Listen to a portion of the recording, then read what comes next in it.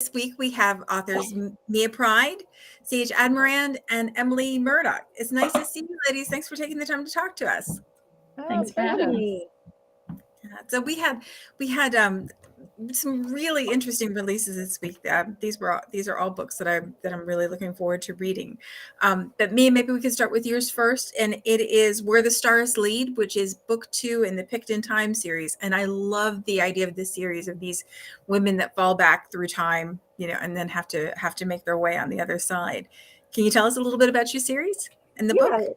Absolutely. So yes, book 1, Where the Thistle Grows, came out last month, and so now, and we already did a video, kind of discussing that. So now we're looking at book 2. It's Where the Stars Lead, and it focuses now on Emily. She was the best friend of Katrina, who fell through time in book 1. So when Katrina, they were both archaeologists. They worked together on the same dig.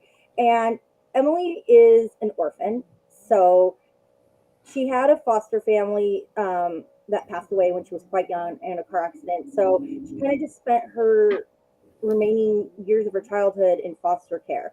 And when she got to college, she became roommates with Katrina, and they went through the archaeology and anthropology together and were roommates. So Katrina was Emily's best friend and really her only family. So when she falls through time, Emily's pretty traumatized, right? She doesn't know what happened to her friend. For a long time, she thinks she died. She eventually, if you read book 1, finds out that Emily knows that Kate is alive and she'd fallen through time. But she's staying there. She's fallen in love. She married the king of the pigs. So Kate's back there. So now we start with Emily. She's still in the year 2023. She's sort of traumatized from all the things that have happened with losing her best friend and only family. She's living alone in a flat in Edinburgh, where she kind of works as a tour guide by night. She does guest speaking at museums, things like that, but she's really lonely, and she does what a lot of us do. I think, at least I do. She spends a lot of time researching her genealogy and on the internet, trying to figure out links to herself, but also now she's obsessed with trying to find any mention of Kate in the historical record, because she was married to a king. So she finds some links. I won't mention what she finds, but she finds some exciting things, and she's attempted to follow Kate through time and go back through the cave where Kate disappeared, but she can't. The veil of time will not let Emily through, and so she's kind of just by herself doing her thing.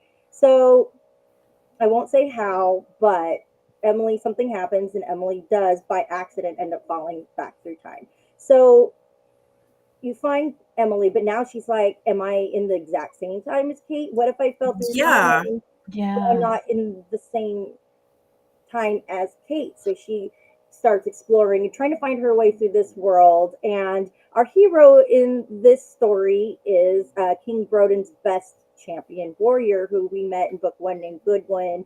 He's I think he's a reader favorite. He's kind of that roguish, cheeky, handsome sidekick to the king. Kind of doesn't have the same responsibilities as the king, so he has a little bit more frivolity, but at the same time, he's very loyal. He takes his job protecting the royal family very seriously. He's never really thought about having a family because his whole job is protecting the royal family. But now that he sees his king and best friend, he's married, he has a family.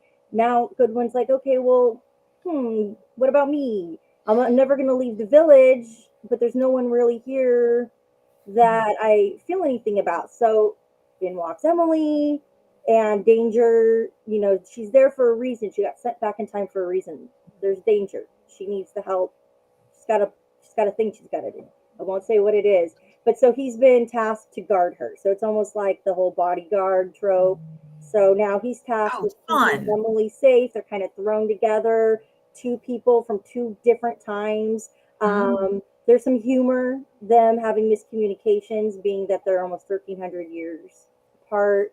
Because she's trained in anthropology, she's able to speak Latin, and starting to kind of piece together the Pictish language, which, we don't actually have a historical record of, but they think it was parts of Latin, Gaelic, and the P Celtic language. So she's trying to piece those together and communicate with them. So it gets pretty fun. There's obviously the romance, but there's, there's a war, there's action, there's humor, and kind of seeing how they get through this together.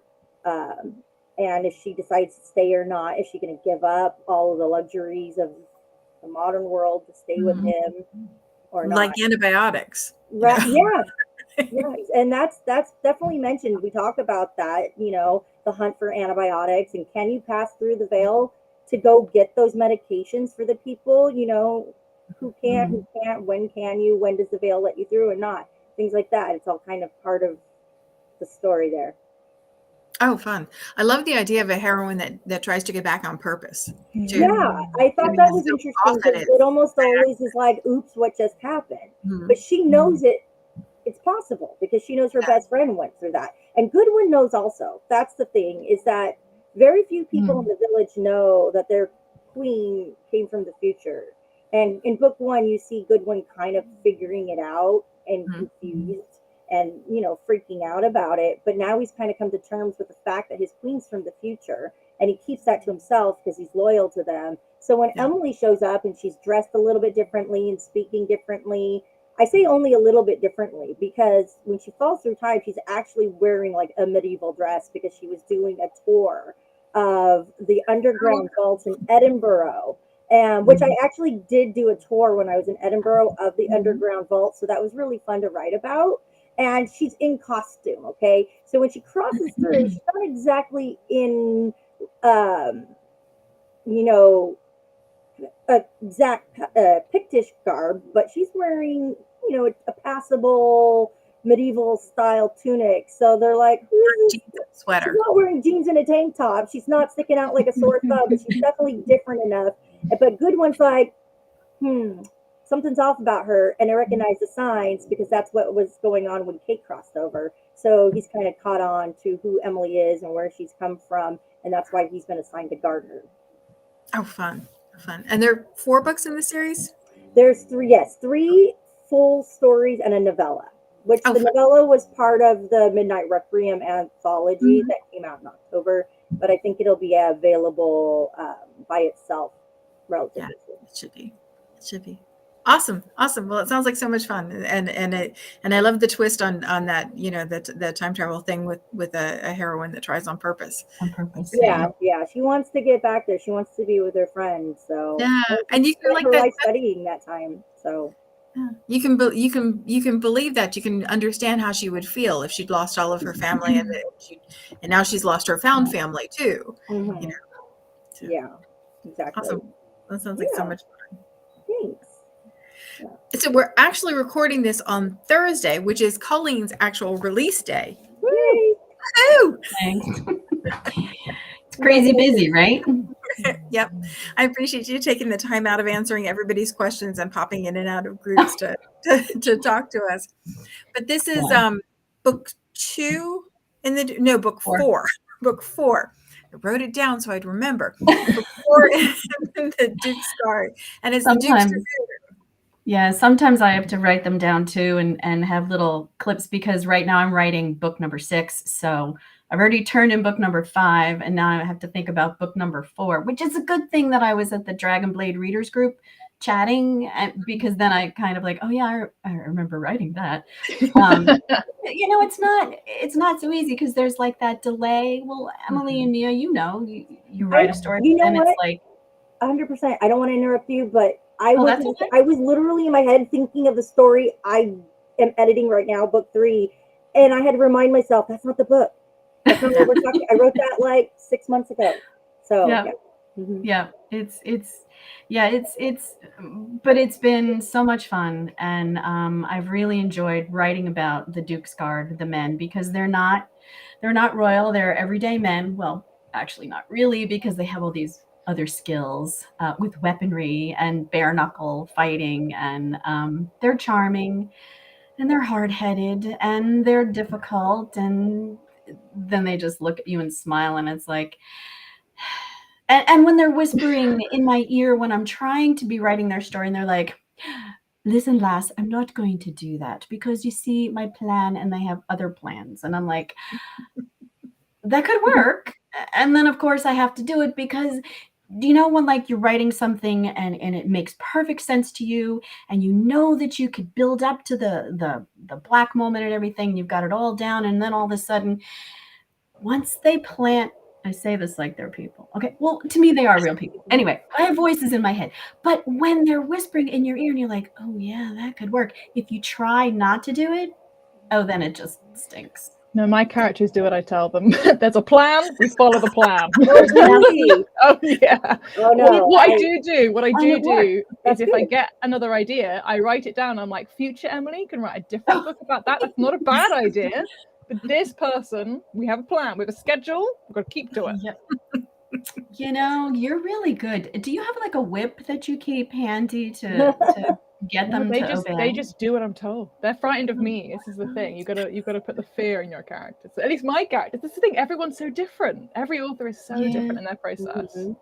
And see, my kids, well, my baby's mid-40, gonna be mid-30. Anyway, my kids are old, I'm old. But they've never really listened to me. So maybe that's at the root of my problem here. I mean, I just Nobody don't have listens. children. That way, I you have don't two have to teenage worry. boys, so I'm not even gonna. Prayers for you, Mia. Prayers for you. I just survive day to day. Teenage boys are like squirrels. Just ask Evelyn. They're like, The worst of squirrels. Yeah, my grandson's counting how many, it's not that long till I get my permit. And I'm like, oh, God, help me. Oh, wow. Yeah. So tell us about the Duke's Dragoon. Who is he? I don't know what a dragoon is. Oh, it's one of the military. I'm sure Emily could tell you far better than I do because I do research, but not intense research. It's one of the different military services that they have. And it's changed because when it first it had a different purpose. I want to say King James, but that could be entirely wrong because I've done research since then. And once it's in the book, it's kind of like gone. But anyway. Would you like a one-sentence summary of a dragoon? Pardon me? Yeah. So a dragoon is like you'd have an infantry troop. A dragoon was a type of weapon, and it looks like a dragon when it's firing. And then the dragoon are the people that man and move and do that, and they're dragoons. And they're mounted infantrymen. I knew they were cavalry, horseback, and had really cool sabers. Their outfits are incredible. Yeah. Very ornate. Yeah. I couldn't imagine riding into battle with all that stuff on. I'd be like, can I just keep your helmet on, put your helm on. But the rest of the stuff like the cape and the braid and everything. They have people for that. Someone else is polishing that. It's not them. Oh, well, yeah, no. I want she's like a dragon. That's what I want. Yeah. But anyway, yeah, that thought's gone. Sorry. No, that's. So who's our hero and who's our heroine of this one? Finn O'Malley is the hero. He's the second oldest in the Cork branch of the O'Malley family. Patrick, the oldest, was the first story in the series.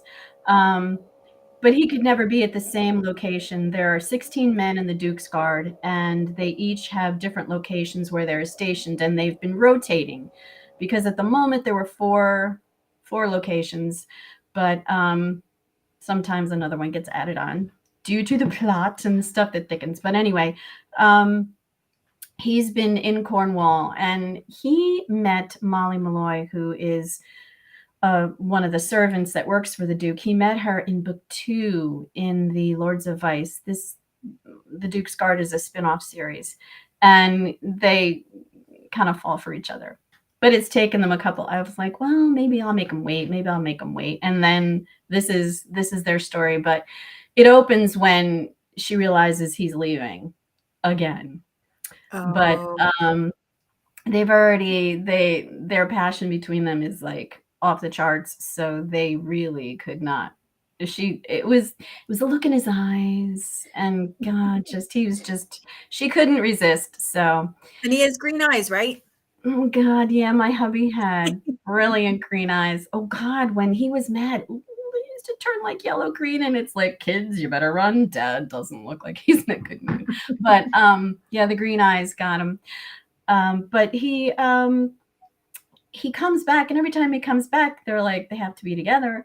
So this time he's thinking, maybe fate's not going to be so kind. Maybe, she'll end up with child. And, he has plans to eventually do the right thing and marry her, but he has a vow to keep to the Duke, and he has a job to do. So he has to leave. So I'm like crying writing the opening scene, and I'm like, you're such a moron. I mean, it's you just started the book.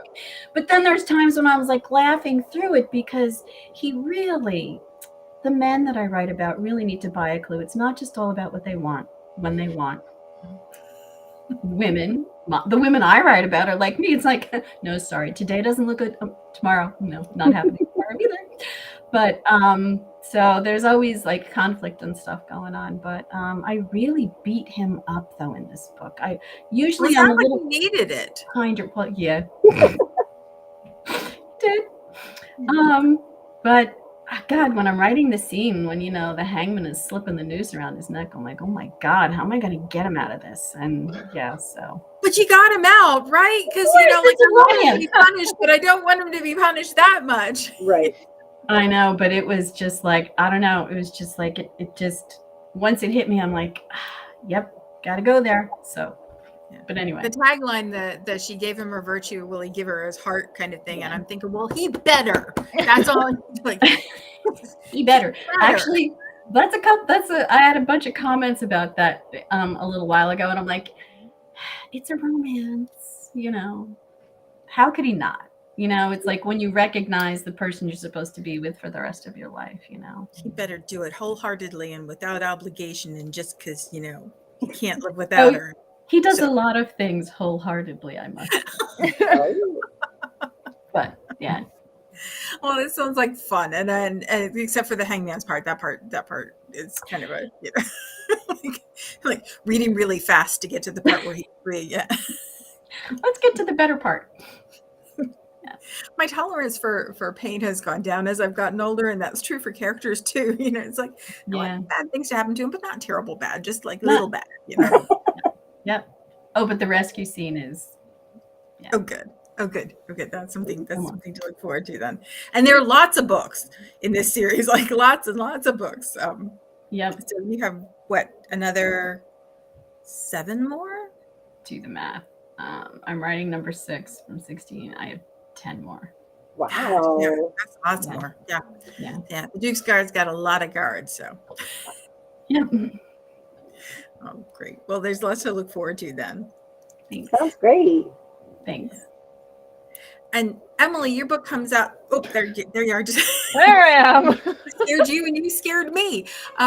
Your book is Strike While the Duke is Hot, and it's the second book in the Dukes in Danger series, and it comes out the day that this launches. Yes. Or that the recording airs. So can you tell us a little bit about your book and about which Duke is in danger this time? I can indeed. So if you haven't read book 1, pause this video, go read book 1, come back. No, these are interconnected standalones, so you'll see the same sort of characters popping up in the background, but you can just dive into book 2, Strike While the Duke is Hot. Had a lot of fun with that title. And this is the Duke of Dulverton. Readers who have been following my Dragonblade stories for a little while may recognize Dulverton because I have the Dulverton Club, and his grandfather who founded the Dulverton Club, which is this kind of gentleman's club. So Henry, bless him, has a lot on his shoulders in terms of the reputation of the family, and they've been part of the society for a very long time. He is now, he's lost both his parents, and so he's trying to look after his sister, Lady Margaret. And the story kind of opens with him turning up in this village because he's absolutely furious. Someone has been spreading lies and rumors about his sister's reputation. And of course, he cannot be having with this. He's absolutely outraged. He's managed to track down the gossip mill to this little village, and he's almost certain it's come from the blacksmiths.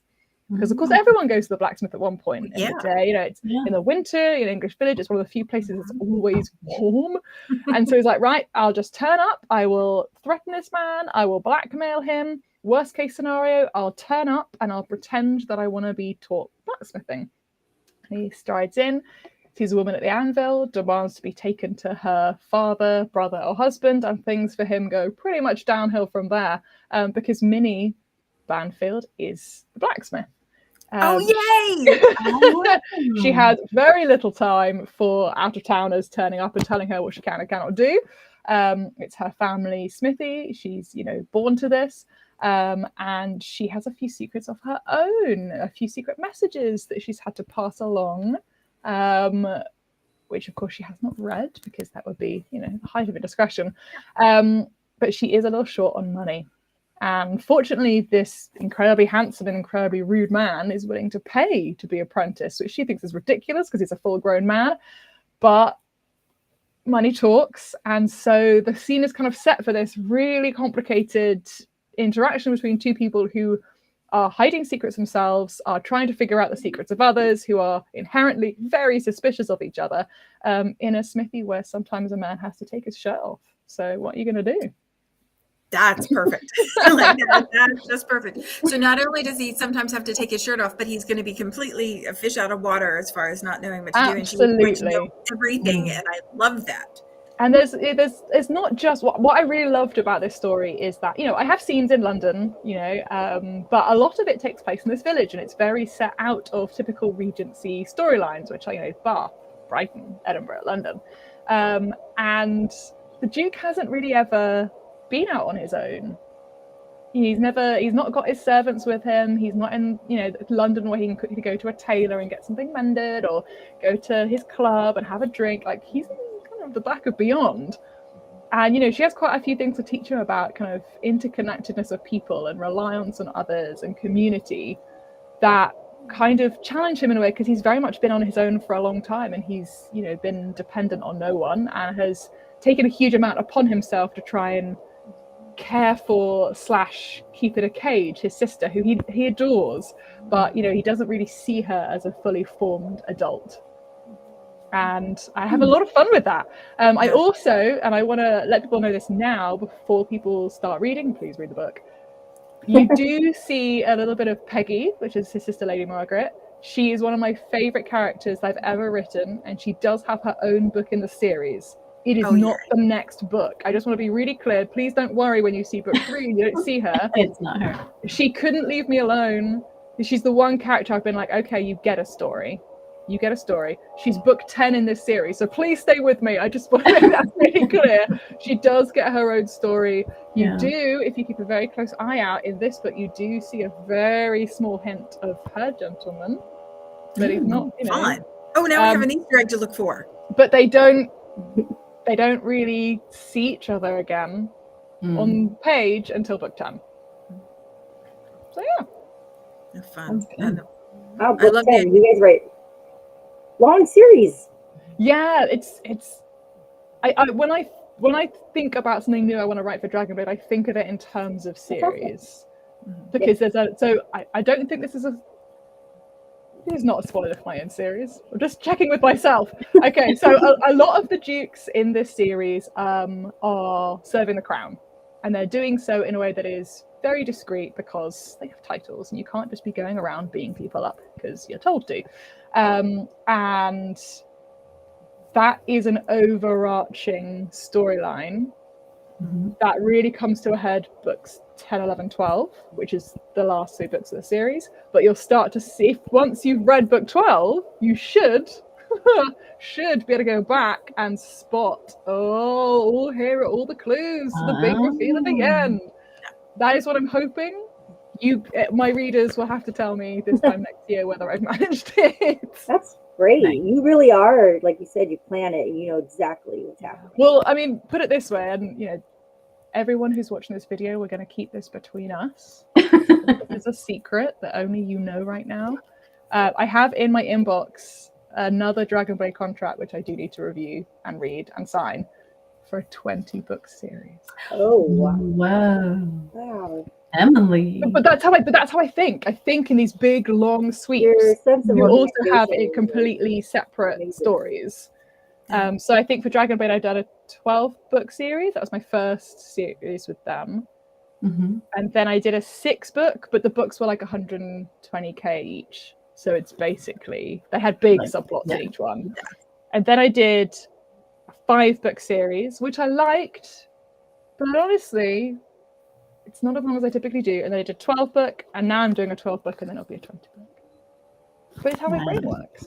And I think the more I've tried different lengths of series, the more I'm like, no, like I'm happier like 10 plus. Because I can really get a run at, because they're all interconnected, because you do have, you know, like, so like the hero and heroine of this series, Duke's in Danger, the hero and heroine of book 4 host the main house party in book 11, that sort of thing. So like you do see these recurring characters, you get to meet their children, you get to see a lot more, and I like kind of delving into those friendship groups. And kind I of love that time kind of family saga nature of getting to see people after they're happily ever after they start to have families. And the only downside is that I now have too many spreadsheets of like, okay, so the story Bible must be crazy. So if the Duke of Axwick in book 1 of my first Dragonblade series is married by 1814, that means I can have him single and grouchy in these books, but by the time these characters meet him, he's meant to be happy. So I can't have him as like the lurking grump. Do I have a lurking grump in my you know, community of characters that I can just place it? Because I think I get a lot of comments from readers saying, oh my gosh, Viscount Braden was in this book for like 2 pages. I can't believe it. And I'm like, yeah, go read his full book. So I don't want to keep creating nameless or very, you know, scantily named characters who you never see again. I want to bring back people who people know. And they're like, oh my gosh, there he is. And he's got 4 kids. So it does mean that the spreadsheets get a bit out of hand.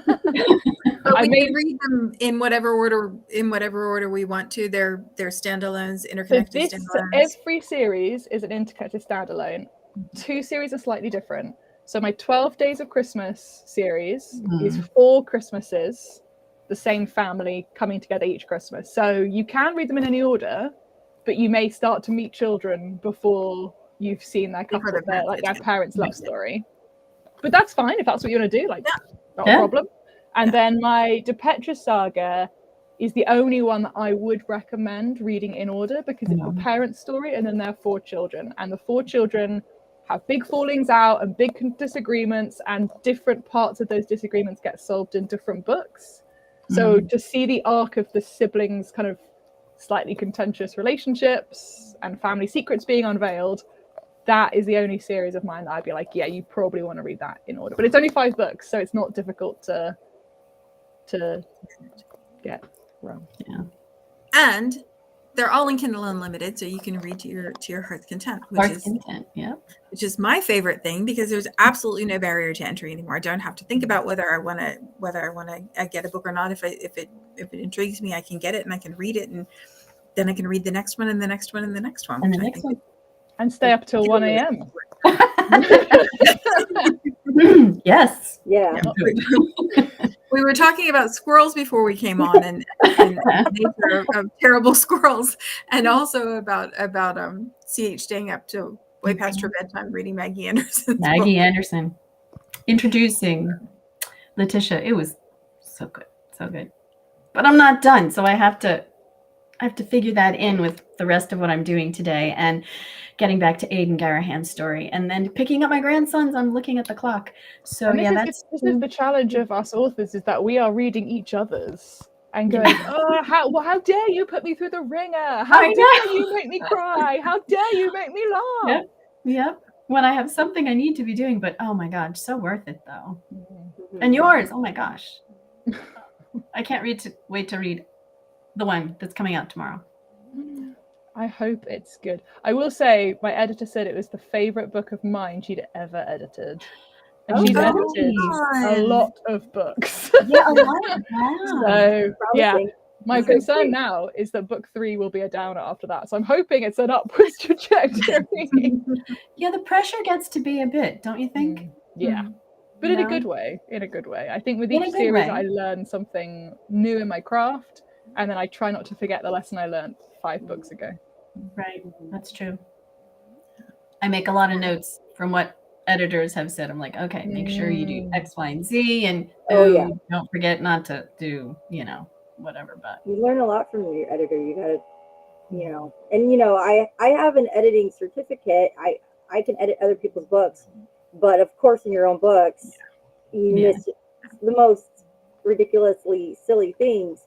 But a really good editor will get your wheels turning, point things out to you that you wouldn't have thought of before, or ask you to elaborate on a scene or emotion that one of your characters is feeling that you wouldn't have thought to go back and elaborate on. And it just really enhances the book itself.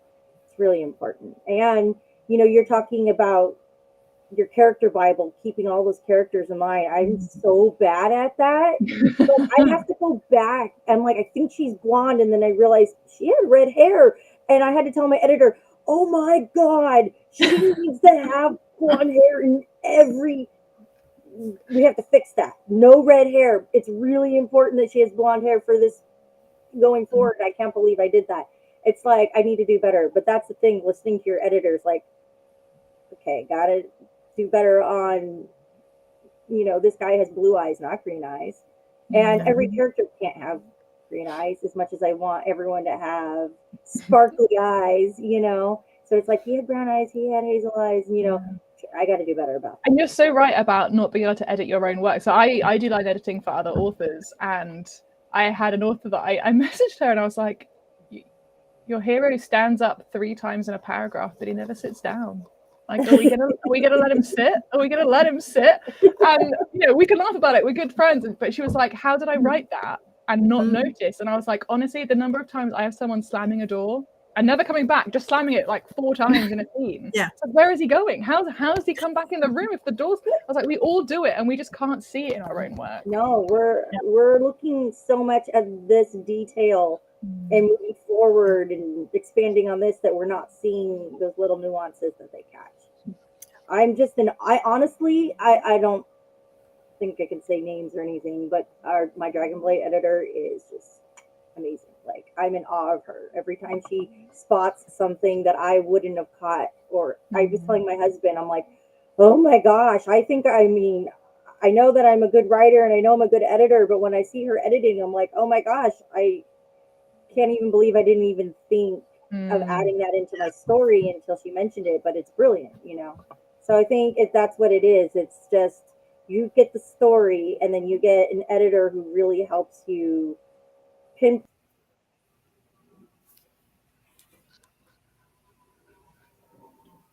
No, we lost Mia.